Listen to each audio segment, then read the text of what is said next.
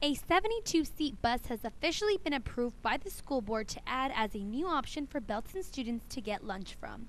The bus will serve students at 3 middle schools and the high school in Belton. 3-week cycle menus. So 1 week we'll have the same menu every day, and since it's going to different locations, it will be different every week for the kids at that location. The food served will be prepared inside the bus and will then travel to a designated school for the day. The food truck will be parked outside the cafeteria, where students will be escorted by teachers during lunch if they don't want the cafeteria food that day. Belton ISD say they're excited for the new food truck, and it's expected to open in the next school year. People are excited, especially the kids are excited because they all like going to food trucks, so it should be fun for them.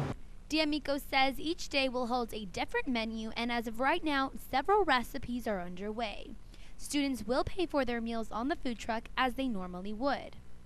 The kids that are approved for free or reduced price meals will have free meals or reduced price meals, and the kids that are paid status will pay just like they usually do in the serving lines inside the building.